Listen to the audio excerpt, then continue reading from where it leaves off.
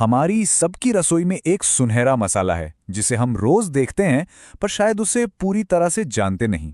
इसका असली परिचय तो हजारों साल पुराने आयुर्वेद के ग्रंथों में हरिद्रा के नाम से छिपा है। आज हम हल्दी के इसी प्राचीन और शक्तिशाली आयुर्वेदिक प्रोफाइल को परत दर परत समझने वाले हैं। तो चलिए साथ मिलकर इस ज्ञान यात्रा पर चलते हैं और एक साधारण से दिखने वाले मसाले के पीछे छिपे असाधारण विज्ञान को खोजते हैं। हाँ, मसाले के तौर पर तो हम सभी से जानते हैं, है ना? पर सवाल ये उठता है कि क्या ये सिर्फ रंग और स्वाद के लिए है, या फिर इसकी असली आयुर्वेदिक पहचान इससे कहीं ज्यादा गहरी और महत्वपूर्ण है? आइए पता लगाते हैं। तो शुरुआत करते हैं हरिद्रा की पहचान से, और ये पहचान इसके नाम से कहीं ज्यादा बड़ी है। देखिए, वैज्ञानिक भाषा में इसका नाम है कर्क्यूमा लॉन्गा लिन, और ये जिंजिबेरेसी कुल का सदस्य है। मतलब ये उसी परिवार से है जिसे अदरक आता है, तो एक तरह से ये अदरक की रिश्तेदार हुई। और अब देखिए इसके संस्कृत नाम, ये कितने दिलचस्प हैं। ये सिर्फ नाम नहीं, बल्कि इसके गुणों का पूरा ब्यौरा है। हरिद्रा, जिसका सीधा मतलब है पीले रंग वाली, कांचनी यानी सोने जैसी आभा वाली, निशा जिसका मतलब है रात, शायद इसके शांत करने वाले गुणों की वजह से, कृमिघ्न यानी कृमियों का नाश करने वाली, और योषित प्रिया मतलब स्त्रियों को जो प्रिय हो। ऐसा इसलिए क्योंकि ये त्वचा को निखारने और कई स्त्री रोगों में बहुत फायदेमंद मानी जाती है। हर नाम अपने आप में एक कहानी कहता है। अगर पौधे की बात करें तो हरिद्रा एक बहुवर्षीय जड़ी बूटी है जो करीब करीब 1 मीटर तक ऊंची हो जाती है। पर इसका सबसे कीमती हिस्सा जमीन के नीचे होता है, इसका कंद या राइजोम, जो गहरे पीले रंग का और बहुत ही सुगंधित होता है। तो सवाल यह है कि इस सुपर हर्ब की शक्ति का असली स्रोत क्या है?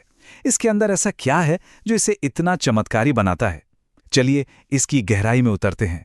इसकी सारी ताकत का जो मुख्य स्रोत है वो है कर्क्यूमिन नाम का एक एक्टिव कंपाउंड, और इसका साथ देने के लिए इसमें उड़नशील तेल, प्रोटीन, कार्बोहाइड्रेट और रेजिन जैसी चीजें भी होती हैं जो मिलकर इसके असर को और बढ़ा देती हैं। अब हम आयुर्वेद के उन मूल सिद्धांतों पर आते हैं जो हरिद्रा के स्वभाव को, उसकी प्रकृति को समझाते हैं। मतलब ये सिद्धांत हमें बताते हैं कि ये शरीर के अंदर जाकर काम कैसे करती है। ये स्लाइड एक तरह से हरिद्रा का पूरा आयुर्वेदिक ब्लूप्रिंट है। इसका रस यानी स्वाद कटु और तिक्त है, मतलब तीखा और कड़वा। इसके गुण हैं रूक्ष और लघु, यानी ये ड्राई और हल्की है।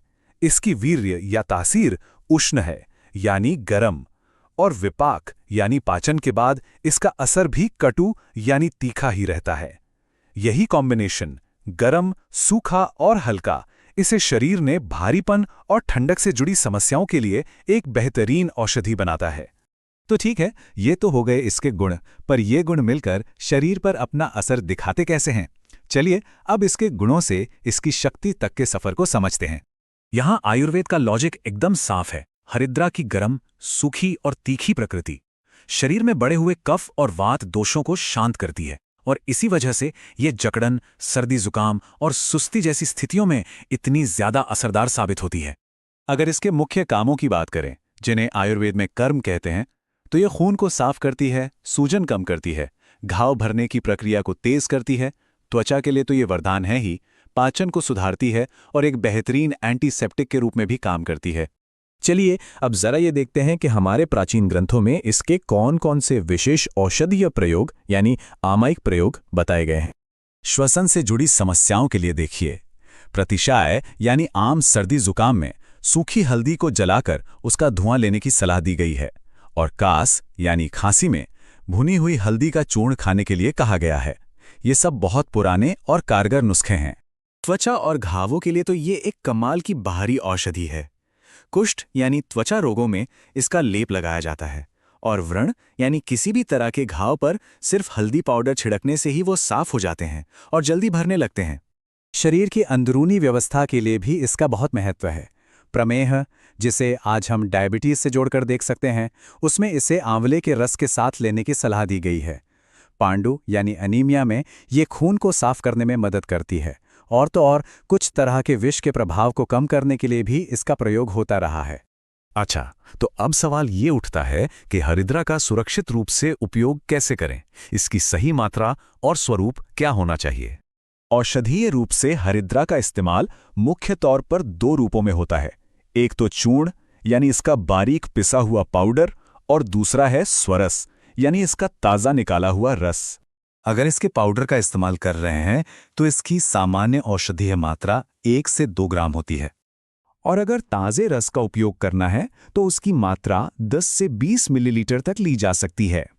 तो इन सारी बातों के बाद सबसे ज़रूरी सवाल ये है कि हरिद्रा के इस विस्तृत आयुर्वेदिक प्रोफाइल को जानने के बाद क्या रसोई में रखे उस सुनहरे मसाले को देखने का हमारा नज़रिया थोड़ा भी बदलता है?